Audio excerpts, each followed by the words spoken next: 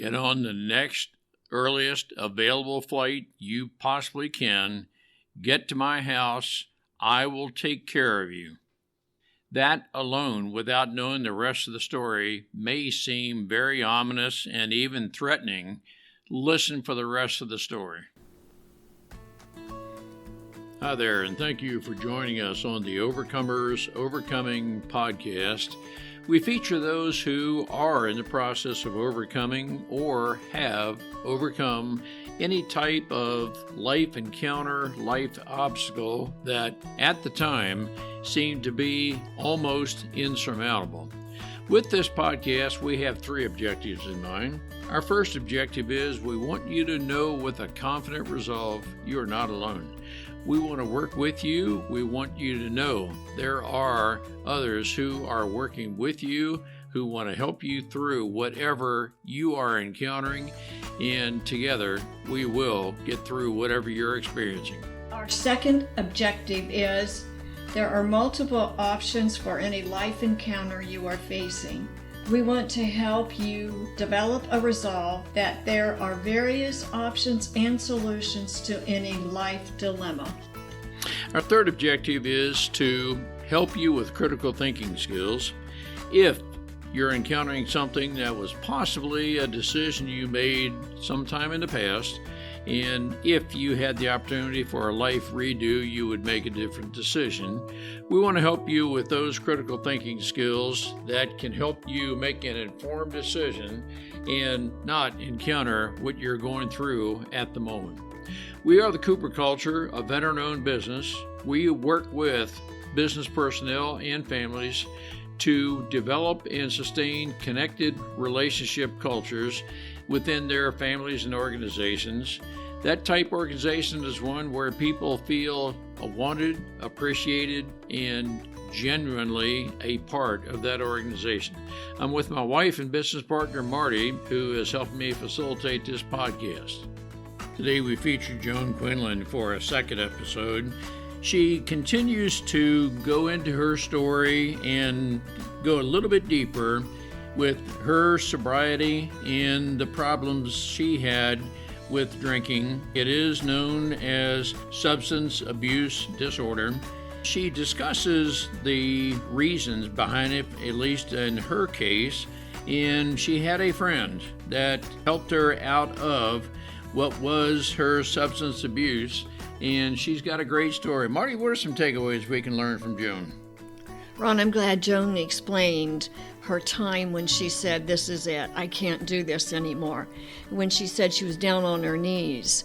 Someone out there that is at that point, again, this is a good podcast to listen to Joan and how she was able to get up and move on. You may know someone within your influence that needs some support. They are near the breaking point. They just need someone to reach out and say, "I care." Let's listen and learn together. Joan, it's good to have you back with us. For our listeners who may be joining us for the first time with you, Joan, you have taken our listeners through a brief part of your life. You've experienced what I called a bucket load of trauma. That's a very elementary term, and I certainly do not mean to marginalize anything you and our listeners have experienced with that term. I just mean to say you've experienced different things in life. You introduced us to the term SUD, which is substance use disorder. We're using that instead of alcoholism or addiction, but it has to do with the substance use disorder. And you experienced part of that or an aspect of that in an earlier life. And our listeners are going to be very interested in some of the long-term effects, but more so as it relates to helping our listeners overcome or maybe helping someone else before they ever get started into substance use disorder. Joan, welcome back. It's good to have you with us. Thank you. It's nice to be here. Thank you for inviting me again, Ron and Marty.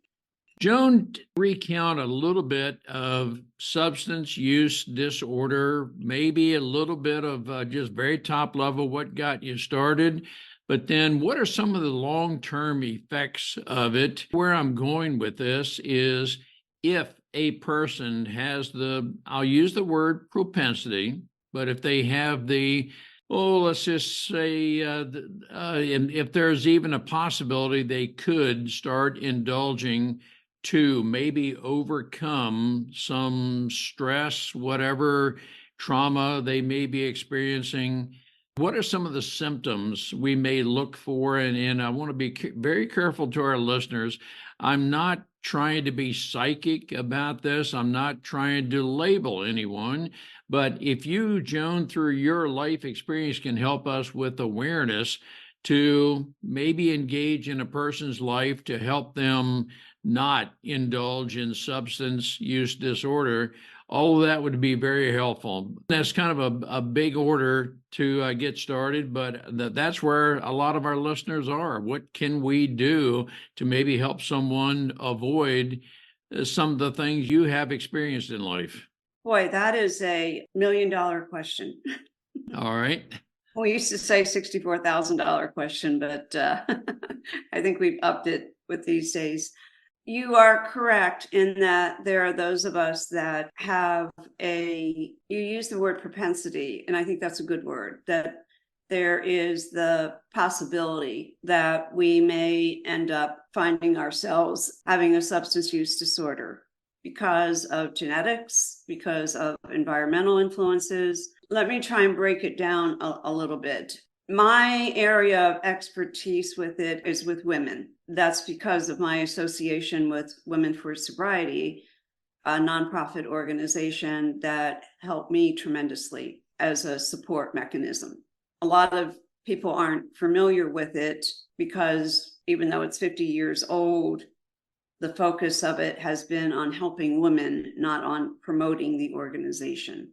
Someone with an extreme case of SUD, you can tell because they're over drinking, they don't stop at one or two, their personality starts to change.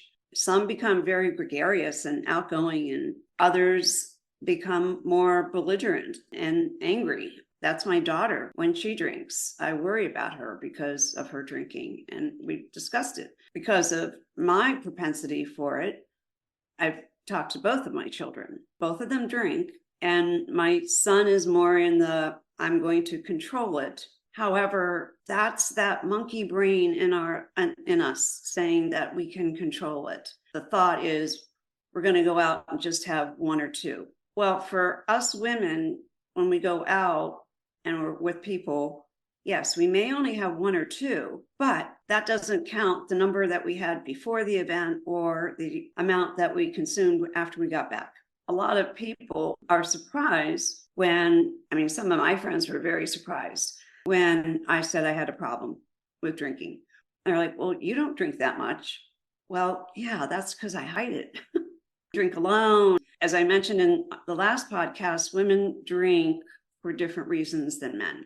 Although I do believe drinking and using is numbing. At some point, and I will say the addiction takes over. It's all we can think about.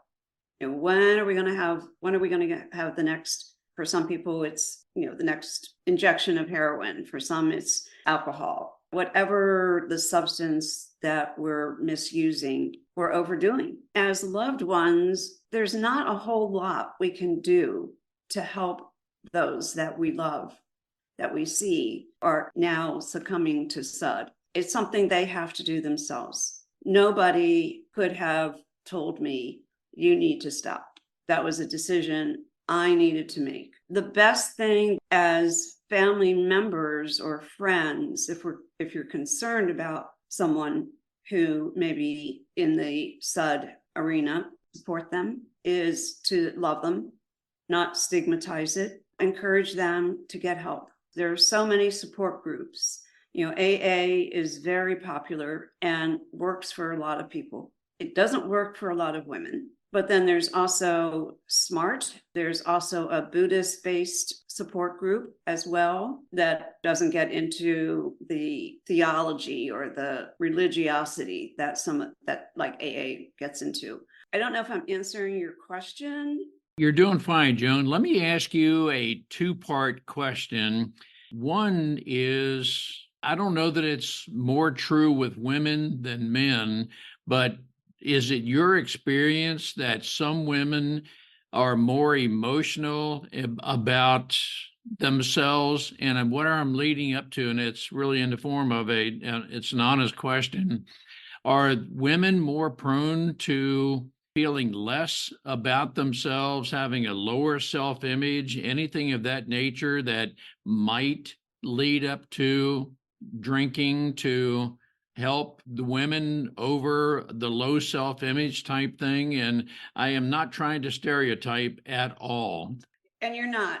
And and you really did hit the nail on the head. As women, we're marginalized, even in today's society. In our Women for Sobriety program, one of our big focuses is helping women feel competent, capable, caring, compassionate. We have 13 acceptance statements. I'll read you the first one, which is, I have a life-threatening problem that once had me. I now take charge of my life and my well-being. I accept the responsibility. So the first sentence is like the affirmation, and the second is the action step. And so we have 13. When I first came across this organization and read their acceptance statements, I was like, this is what I need. I need this positivity. For example, another statement that I love is, love can change the course of my world. Caring is all important. The last one, which on number 13, which is again one of my favorites, I am responsible for myself and my actions. I am in charge of my mind, my thoughts, and my life. When I saw these statements, I was like, I can get with this program because it's positive focused, but it's also saying I need to do this myself, yet with a sisterhood to support me. For women, I believe firmly having the support of other women going through recovery from SUD is critical. I want to ask you, my thoughts are a person may be in any of three phases.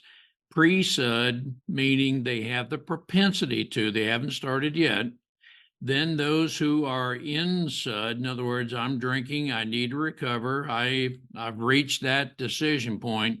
And then I think of it as post-SUD, that is, get reintegrated into the workforce and so forth, if that person has necessarily had to take time away from work to recover. My question is in the pre-SUD, and I'm now focusing on the word propensity. You mentioned that some women feel marginalized and some men want to put women in that position, particularly the narcissist, my opinion.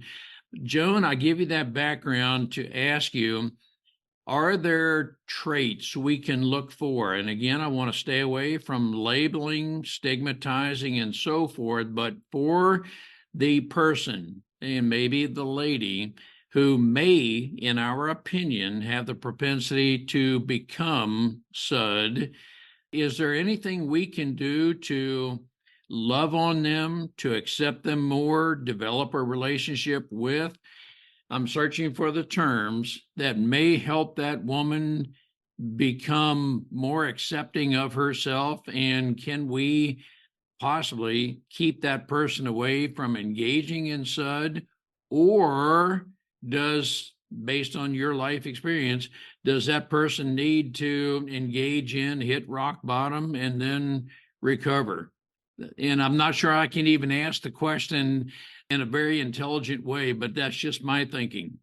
I wish there was a way to do that. It would really help so many. I'm not saying just men, just women, but also men in that pre-SUD phase. If we can give them all of I like to use the word, develop a treasure chest with gems in it, because frankly, having a toolkit doesn't thrill me that much. Having a treasure chest of strategies that I can put in my treasure chest, that helps. So it really, really, really starts parenting of young children, because our personalities and our beliefs about ourselves really happen between ages 0 and 7. I've said for decades now, before you drive a car, you have to have lessons, and then you have to take a test to pass.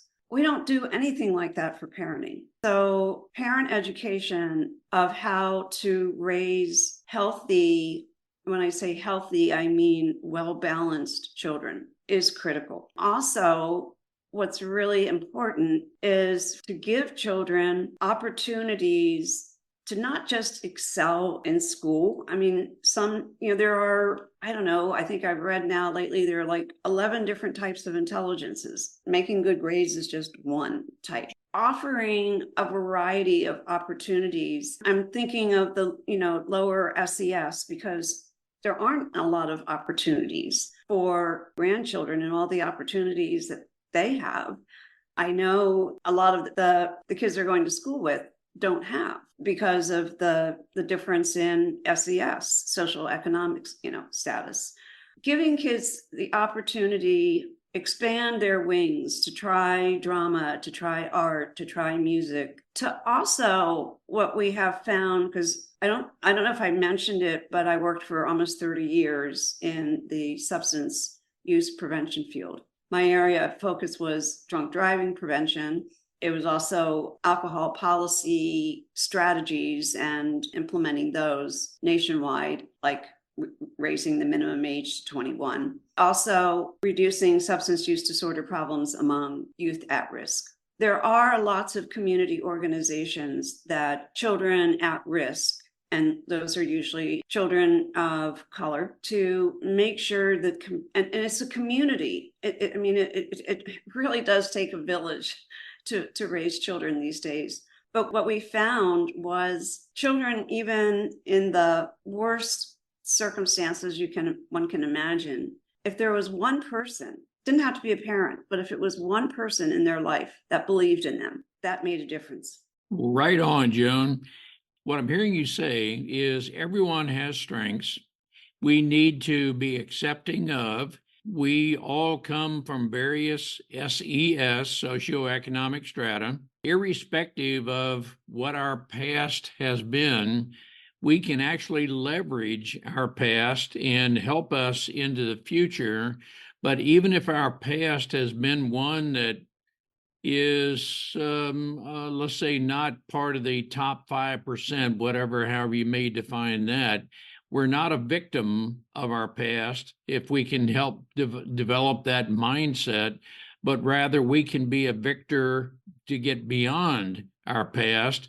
Some of us tend to focus on our past and believe that whatever has happened in the past defines my future. And my sense, and I have only a sense, Joan, I've never been a sud person myself. I've had a few drinks, but we're basically non-alcoholic. But that's how I'm processing part of what you're saying. I do know in various aspects, if we all have strengths, and if someone, and you were very eloquent in saying, if you surround yourself with someone who believes in you, and it's not just words, they're willing to invest in you, that can totally radically change your mindset in a positive direction and help you believe in yourself. And when we are at that point, we have, I think, a healthy self-image, at least a healthier mental health outlook on ourselves. And Joan, I don't want to try to portray myself as any expert. I'm just verbalizing life. Well, you're absolutely right. We all have strengths, and capitalizing on those strengths is what helps the feelings of self-worth. One of my favorite programs I developed when I worked for the government was actually a program called, sure you've heard the term, Girl Power. Yes. And it was for girls aged 9 to 14. What was fascinating to me when I sat in on a few of the focus groups was girls were saying, and they were actually using the word, we want to feel competent, not confident. You can look in the dictionary. There are two different meanings. They want to know they can accomplish something and feel good about it. What often happens for girls around 9 to 14, that's when society changes. When looking at girls in a lot of households, they're hearing, well, you're just a girl. You can't do that. That is still happening. That's not what girls need to hear at all. Giving kids, and this is going back to that pre-sud phase, because kids are drinking and using now in 4th grade. We can't start too young with our kids. That doesn't mean for those of us who didn't have that growing up, yes, you're right. I like the way you phrase that, going from victim to victor. Where I'm going with this is, if girls and boys don't develop that sense of competence, that is going to affect how well they do in life. But it's also going to, especially if there's that DNA, if there's a family history of SUD, that's not a good combination. Then there is the tendency or possibility for them to really fall into SUD seriously. When I was in my intensive outpatient program, there were a number of young people in the program still in a victim state. This happened to me and that happened to me, and how can I overcome this?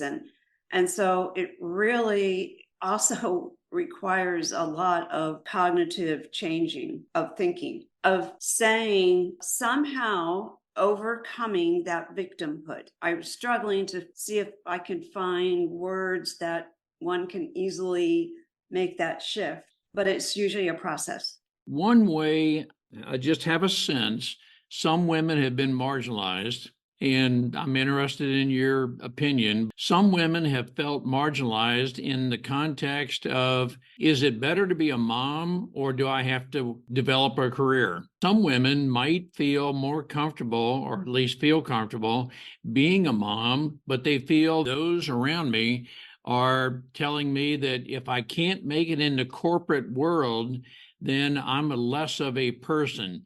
And our birth rate in the United States is reducing, and it's partly because women feel that, nope, I'm not going to bear children, because if I do, that keeps me away from the workplace, and my surrounds are making me feel that my worth is going to be defined by where I am in the workplace, in the corporate ladder, not as a mom. I don't know that you'll agree with me, but that is just one of my perceptions that may be causing a downward spiral with some people. I'd say that may be a piece of it. What I see more of is women trying to do it all, have the career and children, and may also be in a abusive relationship. Okay, yes. I wanted to bring that into it as well, because abusers have usually been abused. That trajectory will continue unless there's something significant that happens. I have not heard that as much, Ron, actually, that women are feeling less than if they're not working. I won't say that is like a statistically verifiable statement. It's just perception of some. I think what you're saying, and it was a part of your testimony in our first podcast, you need to get away from the abusive or toxic relationship to improve your self-image. That becomes, I think you were saying, a very high priority, and that may take a lot of fortitude to do that, but you have to do whatever you must do to get away from that toxic environment, that abusive relationship, to be able to establish a healthy self-confidence, self-image. Absolutely. Staying in an abusive relationship is not going to help a woman feel competent, because you're always being put down. I was in an abusive relationship. What's hard to understand is when you're in it, you don't necessarily know this isn't, I don't want to use the word right, but that this isn't healthy. That's where family and friends can intervene and help support the woman getting out of that kind of situation. What I hear you saying is some women, some people become entrapped. I don't know that that's a word you would use, but they are entrapped, and sometimes it takes another person on the outside to observe that, to observe your behavior.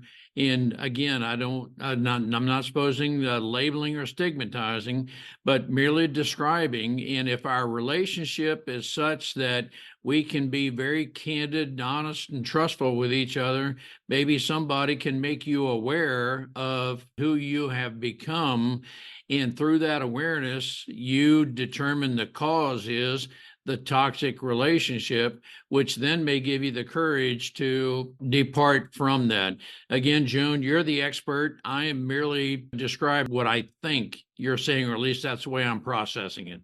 No, you are absolutely correct. I think you summarized and paraphrased that quite well. What is needed, though, is, again, this goes to the community, is there need to be places that women can go with their children to escape this situation if they're not able to, they're not working.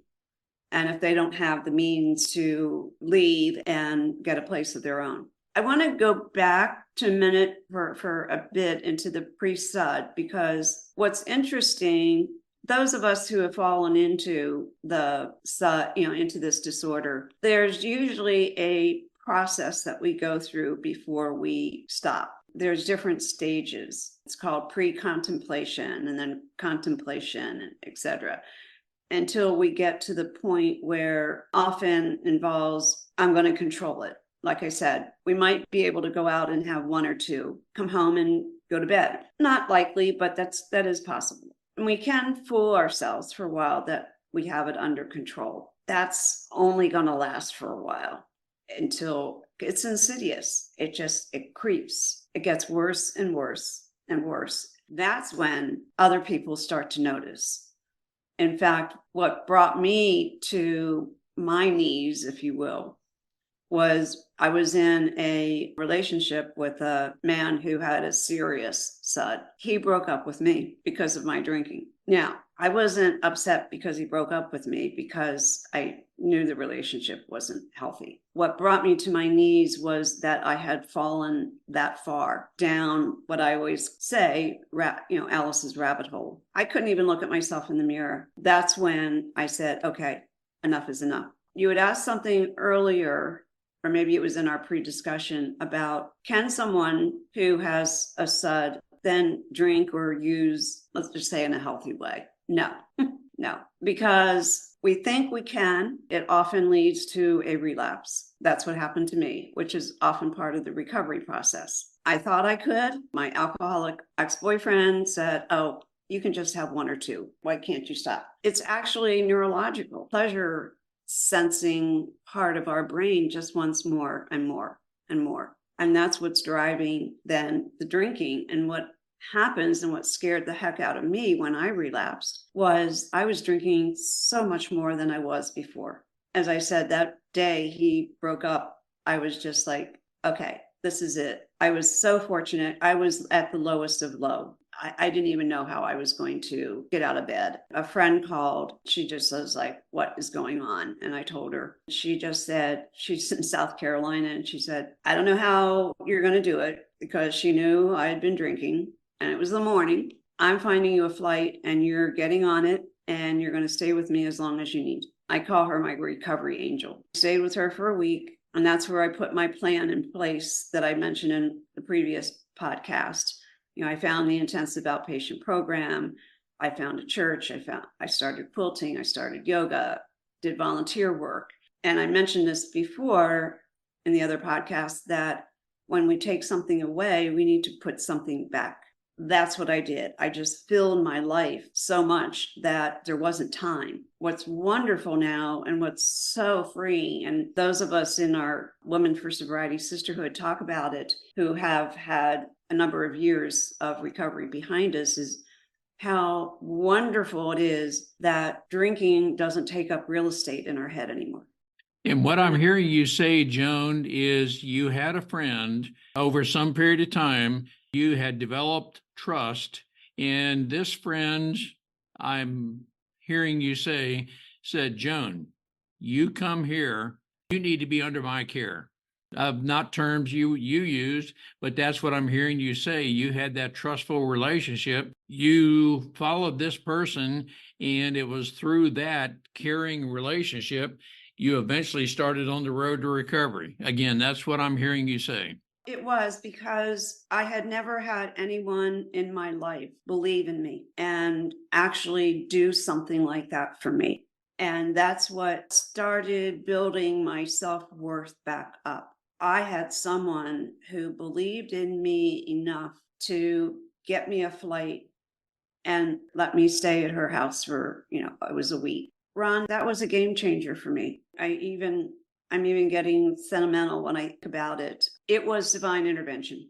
Joan, I want to say thank you to sharing with us when you got down to your knees, went back, because I was thinking, I want to ask that question, but I didn't know how much you would want to talk about it. I'm happy and thankful that you brought it up, because there may be one woman or many women that are right there and they just don't know what to do because they want recovery. So I really appreciate you bringing that up. And I'm going to add to that, Joan, thank you for being bold enough to say up to that point, you'd never had anyone believe in you. If we, as a listener, can discern that in other people, such as your friend did with you, Joan, I think that's the point. We need to do whatever we need to do, have the courage, develop the relationship to say, come under my care. We may not use those words, but we're saying, Joan, we believe in you. If we can sense that you're under the domination of, or whatever other term I may use, that you don't believe in yourself, you have a low self-image, whatever term, but it's something to that effect, and that can lead to a very unhealthy decision. But if we have the courage to reach out and just say, Joan, we care. I want to give you an option, an alternative. Yeah, I can't tell you what it meant to me. Not to say that I haven't had people in my past who've mentored me and, guided me, but I don't know. There was just something about her she didn't even think. She just said, I'm finding you a flight. You're getting on it. By the grace of God, I got on it. And you're staying with me as long as you need to. I've had plenty of friends who wanted to offer me help by saying, go to AA or whatever. One thing I would like to also throw in is for those whose loved ones you're concerned about, Al-Anon is a great resource. Al-Anon is wonderful. After my father died and my brother died, both from alcohol-related disorder and an incident, that's where my mom found so much ability to go on with her life. I mean, in 2.5-year period, she had her husband and her son die from alcohol. I can't imagine what that would be like. That's incomprehensible to me when I think about it. We've covered a lot. Yes. We really have. I really want to put in for any woman who hasn't yet come down to their knees, but maybe close to it or is really concerned. I cannot say strongly enough, check out womenforsobriety.org, womenforsobriety.org. It is an organization of women. We have Zoom meetings, 4 times, 5 times a day now. And I can 100% say there are so many women who want to help each other in a caring. In fact, our motto is we are caring, competent, compassionate, and considerate women. We say that motto at the end of each meeting. If you get that I love this organization, I do, because I mentioned the Buddhist program. There's, like I said, SMART, SMART, which is more cognitive behavioral therapy approach to recovery. Of course, there's AA. Women for Sobriety was what did it for me, for support group. And now I facilitate support groups myself for them. Joan, let me ask you a final question as we bring this in for a landing. The lady who took you under her care, he told you to get on a flight and ostensibly said there's no other option. You get here. Was she a trained therapist? Did she have a PhD, or was she, I'm going to use the term very jovially, or was she just a regular, normal person who cared? She was a regular, normal person who cared. We had been, well, at that point, let's see, we've known each other now over 10 years. We were in life coach school. We both got certifications in transformation life coaching together. During that year, we were each other's buddy coaches. Even after the year ended, we still stayed every week. We would coach each other on whatever we were dealing with. So she was a really good friend. Yet she was surprised that I had a drinking problem. How well I hit it. Yes. Joan, I tell you, on behalf of our listeners, I want to thank you for being very candid, very transparent. I think one of the great takeaways from your testimony is we don't necessarily have to be trained in some sort of specialty to show somebody we care. Just reach out and develop a friendship, a relationship, and that can help turn a person's life around, might even keep a person from making a otherwise less than good decision. But Joan, thank you for your life, your testimony, and reaching out to women to help them overcome or possibly even avoid what you have been through. Well, I thank you for the opportunity for me to share my experience and my knowledge, and at this age, my wisdom. That is just great. Thank you, Joan. Thank you. We appreciate having the opportunity to share our and our guests' life's experiences with you. The Cooper culture advances organizations to achieve and sustain high retention rates, connected communication, and trust through personality insights and principled leadership. You can contact us at our website, thecooperculture.com, and you can contact us directly at ron@thecooperculture.com or Marty, M-A-R-T-Y, at thecooperculture.com. We work with you to help assess aspects of your culture to advance the environment and people to their best performance. We do that through our staff of certified personal performance coaches, leadership trainers, keynote speakers, and disc personality behavior experts. You can book a speaking engagement directly through our website by contacting us at ron@thecooperculture.com. We look forward to sharing our life experiences with you, some of which are profound, some of which are pretty funny. Some of those life experiences are ones we'll never do that again because we've been through stuff. We truly look forward to working with you, speaking with you, helping advance you in any way that we can.